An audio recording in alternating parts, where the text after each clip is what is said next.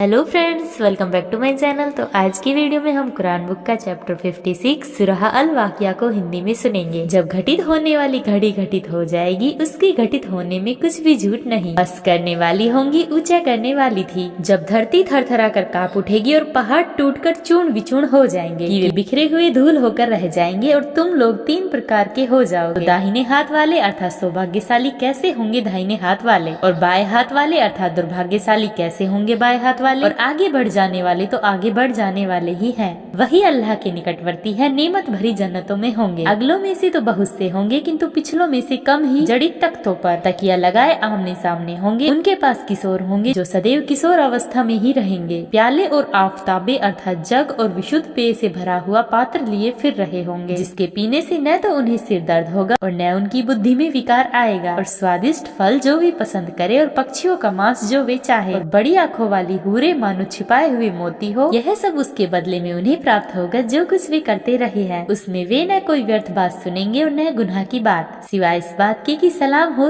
रहे सौभाग्यशाली लोग। तो सौभाग्यशालियों का क्या कहना। वे वहाँ होंगे जहाँ बिन कांटों के बेर होंगे और गुच्छेदार केले, दूर तक फैली हुई छाव, बहता हुआ पानी, बहुत सा स्वादिष्ट फल जिसका सिलसिला टूटने वाला न होगा और न उस पर कोई रोक टोक होगी। उच्च कोटि के बिछोने होंगे और वहाँ उनकी पत्नियों को निश्चय ही हमने एक विशेष उठान पर उठाया और हमने उन्हें कुआरियां बनाया, प्रेम दर्शाने वाली और समायु सौभाग्यशाली लोगों के लिए। वे अगलों में से भी अधिक होंगे और पिछलों में से भी अधिक होंगे। रहे दुर्भाग्यशाली लोग तो कैसे होंगे दुर्भाग्यशाली लोग। गर्म हवा और खोलते हुए पानी में होंगे और काले धुएं की छाव में, जो न ठंडी होगी न उत्तम और लाभप्रद। वे इससे पहले सुख संपन्न थे और बड़े गुनाह पर अड़े रहते थे। कहते थे क्या जब हम मर जाएंगे और मिट्टी और हड्डियां होकर रह जाएंगे तो क्या हम वास्तव में उठाए जाएंगे, और क्या हमारे पहले के बाप दादा भी। कह दो निश्चय ही अगले और पिछले भी एक नियत समय पर इकट्ठे कर दिए जाएंगे, जिसका दिन ज्ञात और नियत है। फिर तुम ए गुमराहो झुटलाने वालों जक्कुम के वृक्ष में से खाओगे और उसी से पेट भरोगे और उसके ऊपर से खोलता हुआ पानी पियोगे और तोस लगे ऊंट की तरह पियोगे। यह बदला दिए जाने के दिन उनका पहला सत्कार होगा। हमने तुम्हें पैदा किया, फिर तुम सच क्यों नहीं मानते। तो क्या तुमने विचार किया जो चीज तुम टपकाते हो, क्या तुम उसे आकार देते हो या हम हैं आकार देने वाले।